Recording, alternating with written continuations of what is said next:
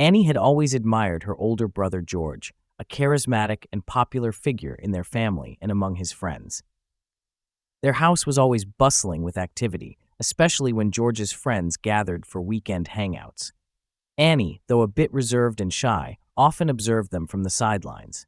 She was 17, preferring the solace of her room, her books, and her music to the lively chatter of George and his boisterous friends.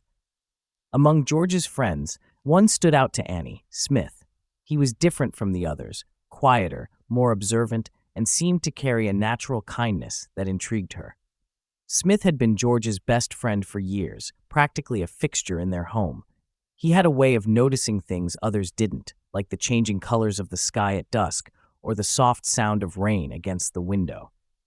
Annie often wondered how someone like Smith fit into her brother's rowdy circle of friends. She had always kept her distance, feeling too shy to strike up a conversation, but she would steal glances at him whenever he was around, especially when he seemed lost in his thoughts. One summer day, George had invited Smith over to help with some yard work. It was a particularly warm day, with the sun high in the sky, and the air was filled with the scent of freshly cut grass. Annie was sitting on the porch, engrossed in a novel, when Smith arrived. George was running late, leaving Smith to start setting up the tools alone. Annie continued to read, pretending not to notice him, but she could feel his presence. After a few minutes, Smith glanced over at her with a friendly smile and walked up to the porch. "Hey, Annie," he greeted, his voice casual yet warm. "What are you reading?" Startled by the sudden attention, Annie looked up and shyly held up the book, revealing its classic cover. "Oh, just a novel," she replied. To her surprise, Smith's face lit up with recognition. "I love that book. It's one of my favorites," he said, his eyes reflecting genuine enthusiasm. Annie felt a small flutter in her chest at his words. No one had ever shown interest in her books before, let alone shared her taste in literature. That simple comment sparked a conversation between them, one that lasted far longer than either of them expected. As they talked about books, music, and their thoughts on life, Annie felt a sense of ease she rarely experienced around others. Smith listened intently, his eyes fixed on her, not in judgment, but in genuine interest. It was as if, in that moment, he saw her not as George's little sister, but as an individual with her own thoughts and dreams. After that day, something shifted. Smith made it a point to say hello to Annie whenever he visited, often stopping by to chat for a few minutes while George was preoccupied. These conversations gradually became a regular occurrence. It started with casual small talk in the kitchen or a quick exchange on the porch, but soon they were finding excuses to spend more time together. Smith would find Annie in the garden, sitting under the shade of the oak tree, a book in hand. He would join her there, sitting on the grass, leaning back against the tree trunk, and they would talk for hours. The garden became their sanctuary, a place where they could escape the chaos of the world and just be themselves. They talked about everything, from their favorite books and songs to their fears and aspirations. In those moments, Annie felt a relaxation wash over her, a tranquility she rarely felt in her daily life. With Smith, there was no pressure to be anything other than who she was. They would sit in comfortable silence, listening to the rustling of leaves and the distant chirping of birds, feeling an unspoken connection growing stronger between them. As the weeks passed, their meetings became more frequent. They found joy in the simplest of things, like watching the sunset from the porch or lying on the grass in the backyard, staring up at the stars. One evening, as they lay side by side, Smith pointed out constellations to Annie, describing the myths and stories behind them. Annie listened, mesmerized by both the beauty of the stars and the calmness in Smith's voice. She felt a warmth inside her, a sense of safety and belonging. In those quiet, shared moments, she found herself relaxing in ways she hadn't before, letting go of her insecurities and fears. Smith had a way of making her feel seen and heard, something she had longed for but never realized until now. One day, when George was out with friends, Smith dropped by to return a book he had borrowed from Annie. She invited him to sit on the porch, where they often spent their afternoons. As they watched the sunset paint the sky in hues of orange and pink, Annie confessed something that had been weighing on her mind.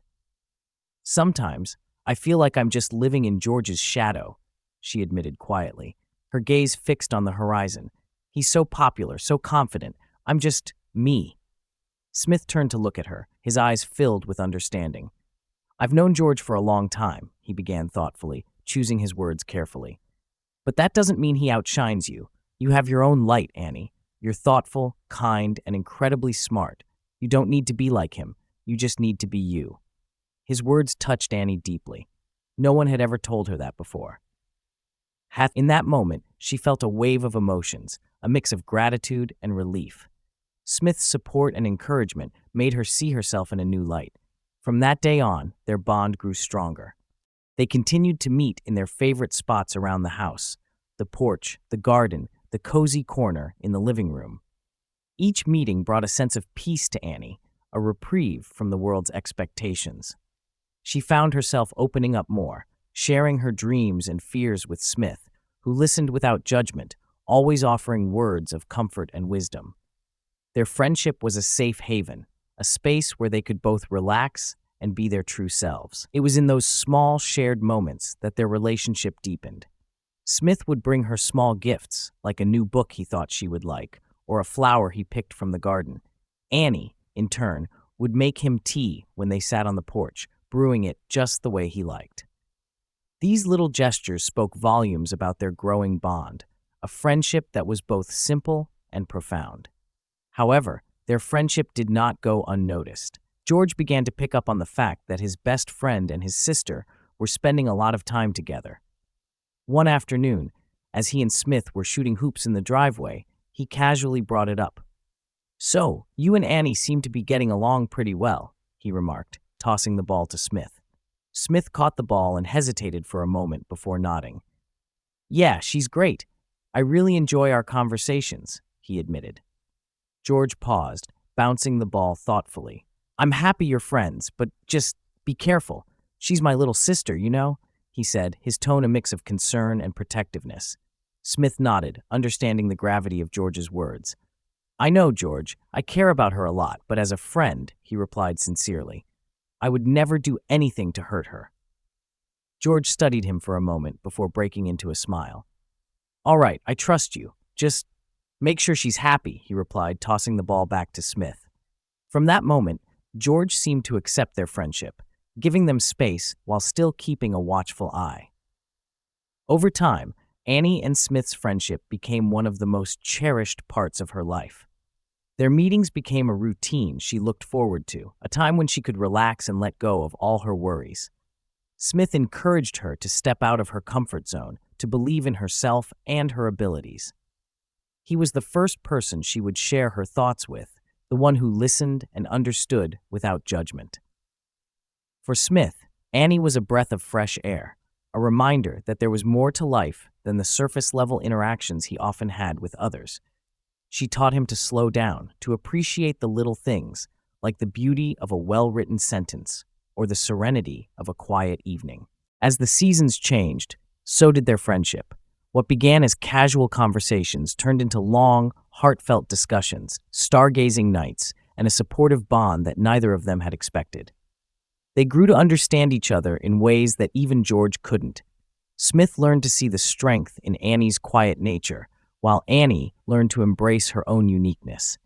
Their friendship remained just that, an unbreakable, beautiful connection between two people who found comfort and understanding in each other's company. It was never about romance or drama. It was simply the story of two individuals who, through their unexpected friendship, helped each other grow. And for Annie, that friendship with Smith became a light that guided her towards believing in herself and discovering the person she was meant to be. If you enjoyed this story, please give it a thumbs up. It really helps Reddit Storytale grow. Don't forget to share your thoughts in the comments below. I'd love to hear what you think about Annie and Smith's friendship. And if you haven't already, hit that subscribe button and ring the bell so you never miss out on more heartwarming stories from Reddit Storytale. Share this video with your friends too. Thank you for your support.